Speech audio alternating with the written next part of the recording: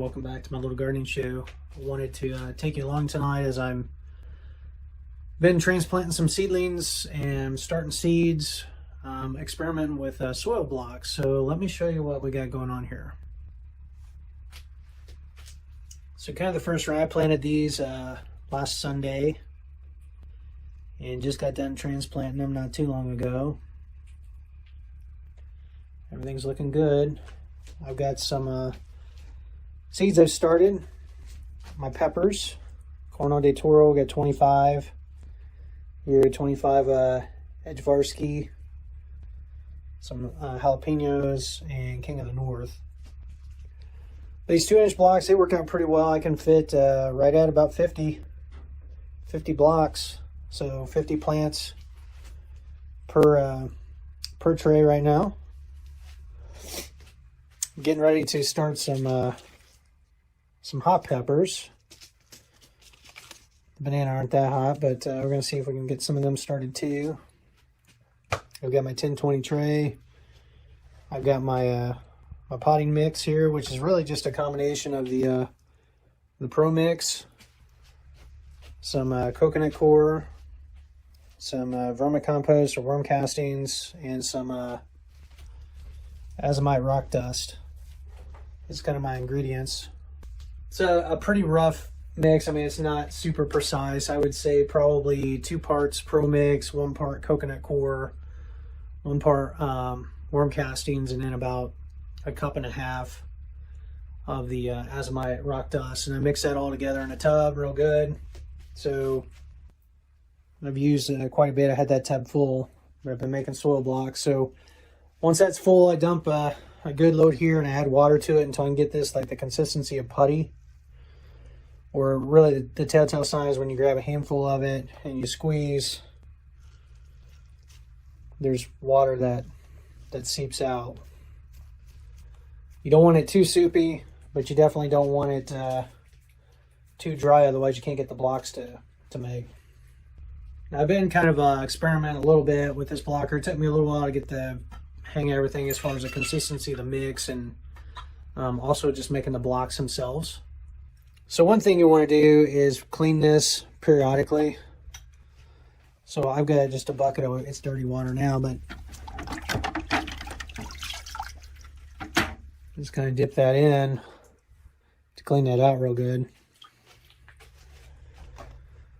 Don't have to do it very often, but at the end of about each tray, after I get done making about 50 blocks, or as needed.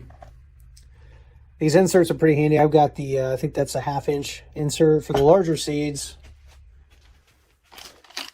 there's some deeper inserts. That would be for like, probably like pumpkin seeds or maybe even cucumber, like larger seeds. Also came with the 3/4 inch inserts to make divots. And that comes in handy if you've made, used the micro blocker here to get some starts. Then you can just take that and plop them in. In fact, that's what I did on that. I don't know if you can tell, but I just dropped the little cube right in. This go around though, I'm just doing the 2-inch blocks directly, dropping my seed in and just kind of pinching it shut and then pushing it down to make sure there's good contact. So, why soil blocks? Well, I've read some stuff on there. It just seemed like a neat idea. One of the benefits is that you can eliminate or reduce your use of plastic pots. You're basically making the pot itself. So, I mean, this thing's going to last a really long time. So that's one advantage. You're getting rid of the pots. The second advantage is that the soil blocks themselves supposedly lend themselves to healthier plants, healthier rootstocks. I guess what happens is as the roots grow and they hit the air, they die off, or they air prune, which triggers the plant to produce more roots, or like capillary roots, so that basically you get a denser root ball that's ready to go. I mean, you can just kind of plug it in, and supposedly you have less transplant shock as a result as well. So as to whether any of that's true, I don't know. I mean, I'm not like a a botanist or you know, a soil scientist or anything like that, but we're going to try them out and just see what happens. What I imagine doing though for some of my seedlings like my tomatoes is I'll start them in the blocks, but I'll probably still use the containers, simply because the tomatoes, I really want as big a root ball as I can get on those. And with the tomatoes, you know, if you pack dirt around the stem, the little hairs on the stem will morph into roots. So what I'm probably gonna do is, once the tomato plant is, you know, established and going, is I'll drop the little soil block into one of these, and then I'll pack this full of potting soil, you know, depending on how long the tomatoes are going to be in trays. You know, really that's the key with these things. I mean, ideally these seedlings are only going to be in these trays for 4 to 6 weeks. The peppers, you know, from seed to being ready to put out, probably 8 weeks. My tomatoes probably about 6 weeks.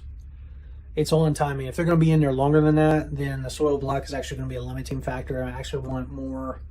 I would want a bigger container or whatnot. So the goal would be that once these are going, within 4 to 6 weeks, I've got them planted out in the garden, or I've got them sold, or I've got them given away, right? So that way they can continue growing. So let's go ahead and make a soil block. Let me show you how this thing works. All right, so we've got some soil blocks that are already made up. Again, a nice dense 2x2 block with a little divot there in the middle where we can drop a seed. So what we're going to do is make some more blocks. We're going to fill this tray up so that there's 50 cubes in here. So let's put this up on the tripod so you can see what's going on. Now this mix is pretty saturated, which is what we want. If it's too soupy, the blocks will just fall apart. But basically what we're going to do is kind of come up on it like so, and then each time we take a bite, we're going to just push it in like that. And I'm going to kind of push my finger.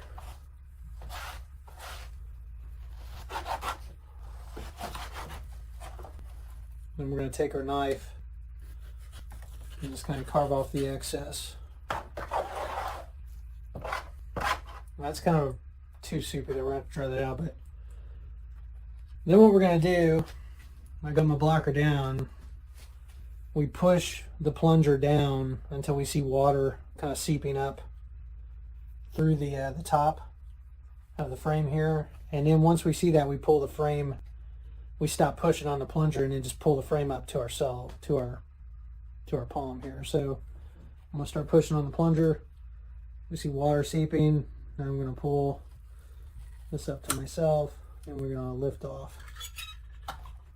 And we've got 4 perfect blocks. It's like cake. We're just gonna throw them into our or place them into our tray.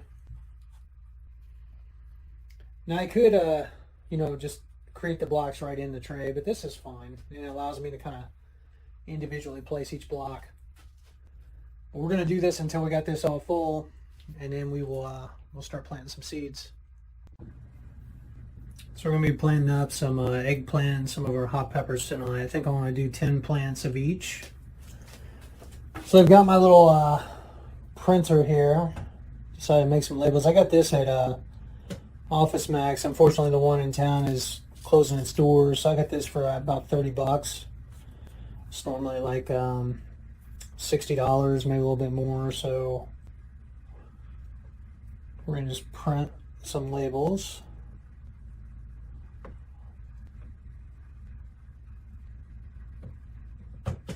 See what we can do here.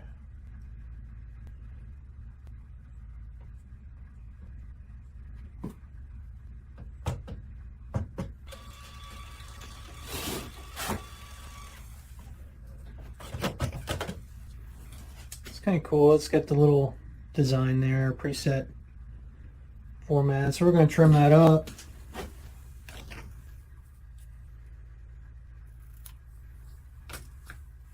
And just for now, I use the popsicle sticks. I think I've got some plastic markers that these would probably work better on in terms of adhesive and stuff, but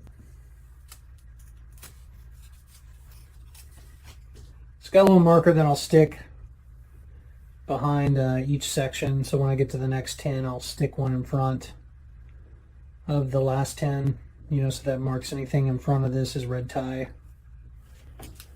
So we're going to do that. We'll make labels for each of these here. So we have our plant markers made. And the first one up here is camo.